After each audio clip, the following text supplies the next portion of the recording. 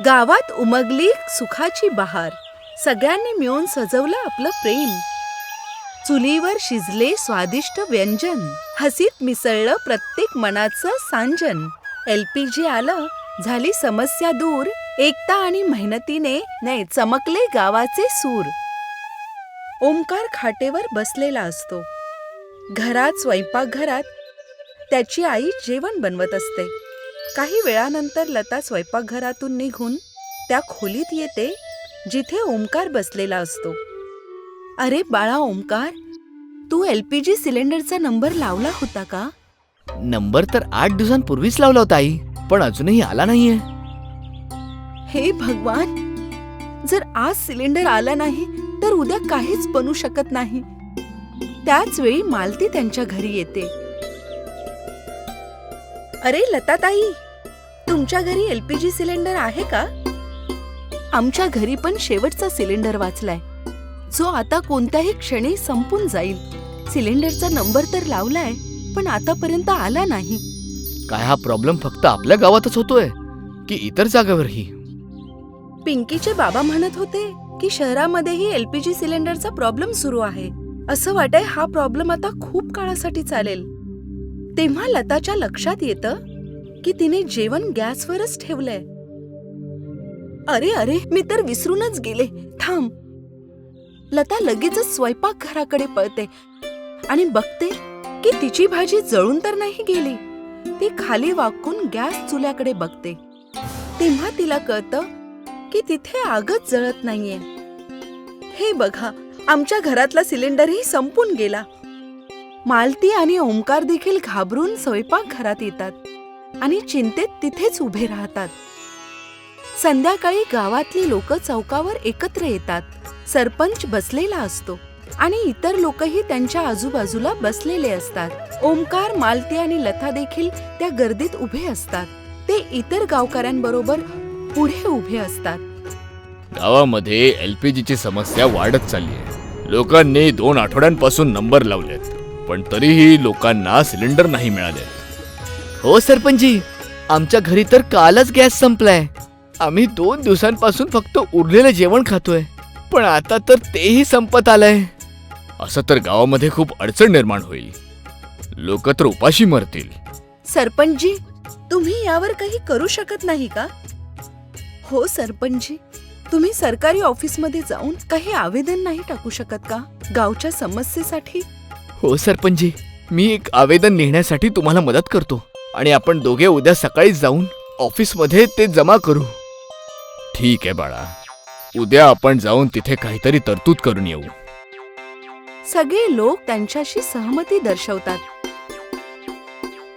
हळूहळू डुबणाऱ्या सूर्याचा प्रकाश सगळ्या वातावरणावर पसरून जातो. दुसऱ्या दिवशी ओमकार टेबलासमोर ठेवलेल्या खुर्चीवर बसलेला असतो आणि तिकडे एक पत्र लिहित असतो. तेव्हा लता स्वयंपाकघरातून बाहेर येते. अरे बाळा ओमकार, काय करतोयस? आई, विसरलीस का?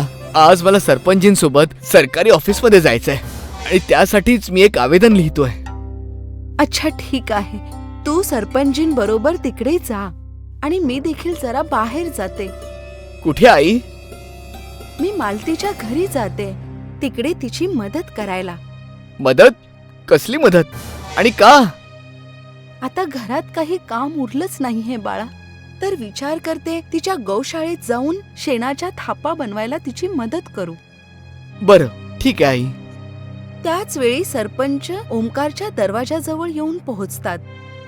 ओमकार बाळा. ओमकार उठतो आणि आपली आई लता सोबत बाहेर जातो. ओमकार आणि लता घरातून बाहेर येतात. लता तिथून निघून जाते आणि ओमकार सरपंचांबरोबर तिथेच उभा राहतो. बाळा, तू आवेदनपत्र लिहिलंस का? हो सरपंच साहेब, फक्त ह्यावर तुमच्या सह्या हव्या आहेत. ओमकार पॅड सरपंचांकडे देतो. सरपंचजी कागदवर सही करतात आणि तो सरपंचांबरोबर तिथून निघून जातो. ओमकार आणि सरपंच चालता चालता सरकारी ऑफिस जवळ येतात. तिथे पोहोचताच ते बघतात की ऑफिसच्या बाहेर बरीचशी लोक उभी आहेत. ते गर्दीतून आत जाण्याचा प्रयत्न करतात. तेव्हा ओमकार गर्दीत असलेल्या एका माणसाला विचारतो, अहो भाऊ, ही गर्दी कसली आहे? अरे काय सांगू दादा, गावात एलपीजी सिलेंडरचा तुटवडा झालाय. सगळे इथे त्याच समस्येमुळे आलेत. काय म्हणताय तुम्ही? तुमच्याही गावात? हो, ही तर खूप मोठी अडचण निर्माण झाली आहे. आता काय होणार? तेव्हा डीएम ऑफिसच्या बाहेर येतात आणि तिथे असलेल्या लोकांशी बोलतात. नाही गावकऱ्यांनो, आम्ही शहरात बोललो आहोत. एलपीजी सिलेंडरची कमी सगळीकडे आहे, त्यामुळे हा त्रास होतोय. तुम्हा गावकऱ्यांना आणखी काही दिवस एलपीजी शिवाय काढावे लागतील. मी प्रयत्न करेन की लवकरात लवकर काहीतरी उपाय निघावा. डीएम तिथून निघून जातात. त्यांचं बोलणं ऐकून गर्दीतली सगळी लोक उदास होऊन मान खाली घालतात. ओमकार आणि सरपंच देखील एकमेकांकडे बघत राहतात आणि त्यांच्या चेहऱ्यावर ही चिंता सरळ झळकते. सरपंचजी, आता काय? मला नीट काही कळत नाहीये, पण गाववाल्यांना उत्तर तर द्यावंच लागेल. बरोबर बोललात तुम्ही. चला गावामध्ये परत जाऊया. लवकर जाऊन लोकांशी बोलूया, तर कदाचित काहीतरी तोडगा निघेल. ओमकार आपली सहमती दर्शवतो आणि ते दोघे तिथून निघून जातात. ओमकार सरपंच सोबत परत गावात येतो. चालता चालता त्यांची भेट लताशी होते. अरे आलात तुम्ही? काय बोलणं झालं डीएम मॅडमशी? दोघे उदास चेहऱ्याने एकमेकांकडे पाहतात आणि मग लताकडे पाहतात. नाही, प्रत्येक गावात आणि त्याबरोबर शहरातही एलपीजी सिलेंडरचा तुटवडा झालाय. आम्हाला तर हेच कळत नाहीये की आता करायचं काय. अरे मग आता काय करायचं? आपण सगळे चौथऱ्याजवळ जाऊया. कदाचित तिथे बाकी लोकांसोबत बोलल्यावर काही उपाय निघाला तर. तिघे चावडीकडे जाऊ लागतात. चावडीवर मालती आणि अरविंद सोबत गावातली इतर लोक उपस्थित असतात. सरपंच, लता आणि ओमकार देखील चावडीपर्यंत पोहोचतात. ते सगळ्यांना सरकारी ऑफिसमध्ये झालेली गोष्ट समजावून सांगतात. हे ऐकून सगळी लोक उदास होऊन आपली मान खाली घालतात. सरपंच तिथेच बसतात आणि मग सगळी लोक या विषयावर आपसात बोलू लागतात. आता सरकार करून काही मदत येण्याची चिन्ह तर दिसतच नाहीयेत. काय आपल्या सर्वांकडे काही उपाय आहे? आता काय करू शकतो? एलपीजी सिलेंडर तर कुठेच नाही मिळत आहे. आणखी काही गोष्ट आहे का ज्याच्यावर आपण जेवण बनवू शकतो? तेव्हा ओमकारच्या लक्षात येतं की मालतीच्या घरी गायांचा वाडा आहे आणि ती शेणाच्या थापा बनवते. अहो मालती काकू, तुमच्या गौशाळेत तर शेणाच्या गोवऱ्या म्हणतात ना? बनवतो, पण का? का नाही आपण सगळ्यांनी मिळून शेणाच्या गोवऱ्यांपासून जेवण बनवूया? अरे हा तर विचार मी पण नाही केला होता. ही तर खूप चांगली आयडिया आहे. हो अगदीच. पूर्वीसारखंच जेव्हा एलपीजी सिलेंडर नव्हते, जेवण तर तेव्हाही बनायचं ना. नक्कीच आपण मातीची चूल आणि शेणाच्या गोवऱ्यांचा वापर करू.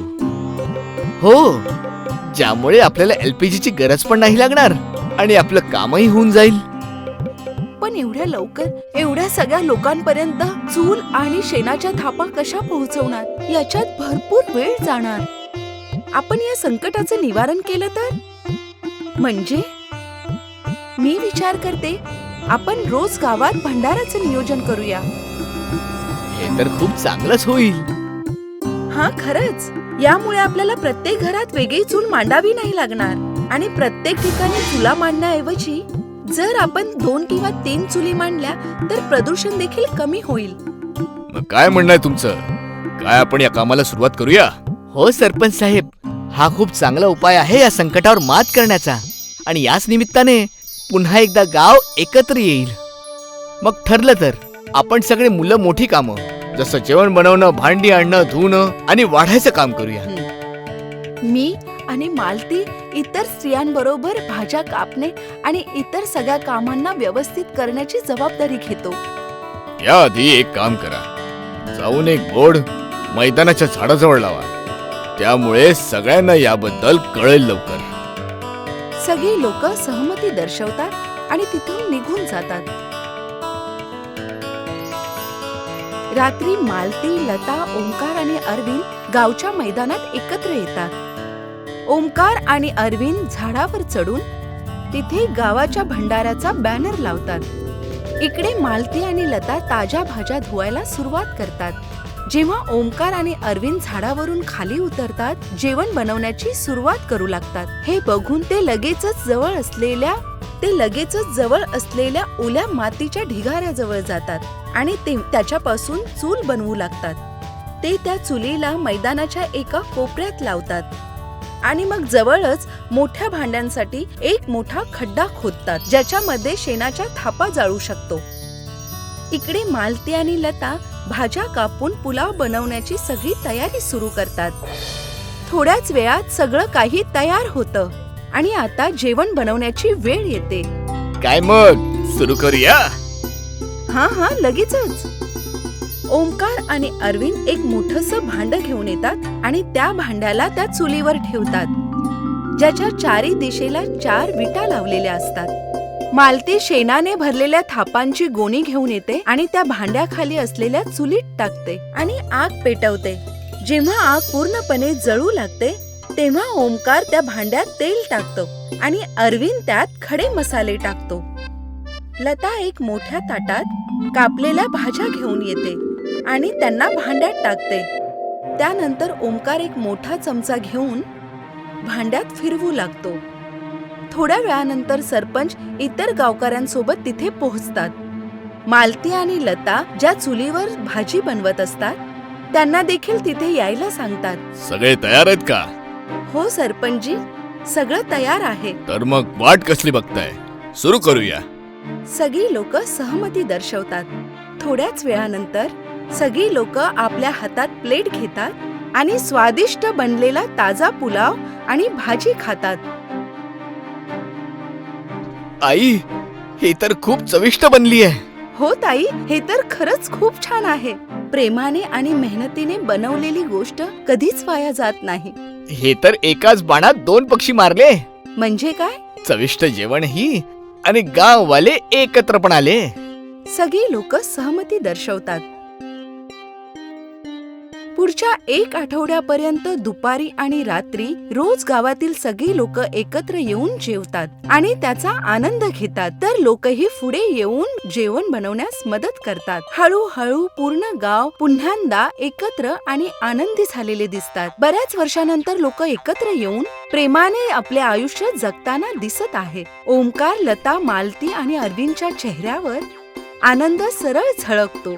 आणि मग एकदा सरपंच चौकात बसलेले असतात. गावातले इतर लोकही त्यांच्या सोबत बसलेले असतात. ती सगळी लोक सध्याच घडलेल्या गावातल्या गोष्टीबद्दल आपसात चर्चा करत असतात. आपला हा उपाय तर खूप चांगलाच ठरला. यामुळे आपल्या गावात एक नवी उमेद जागी झाली आहे. खरं बोलताय सरपंचजी, आम्हाला आता चांगलं वाटू लागलंय. तेव्हा ओंकार आणि अरविंद शहराकडून परत येताना दिसत आहेत. त्यांच्या हातात एक कागद असतो. अरे बाळांनो, हे तुम्ही कुठून येताय? सरपंचजी, सरकारी ऑफिस मधून येतोय. सांगितलंय की उद्या LPG सिलेंडर येणार आहेत. अरे वा, ही तर खूप चांगली बातमी दिली. हे ऐकून मालती उदास होते आणि लता ही गोष्ट नोटीस करते. ही तर चांगली बातमी आहे, तू उदास का आहे? आता तर चांगलं वाटणं सुरू झालं होतं. आणि हे काही हरकत नाही बाळा. LPG सिलेंडर तर सुविधा आणि सुरक्षेसाठीच असतात. याच्या असण्यामुळे काम खूप सोपं होऊन जातं. आणि प्रश्न राहिला सामूहिक भंडाऱ्याचा, तर तो आपण दर रविवारी करत जाऊ. हे ऐकताच मालती लगेचच खुश होते. गावातील इतर लोकही सहमती दर्शवतात आणि इथेच कथा समाप्त होते.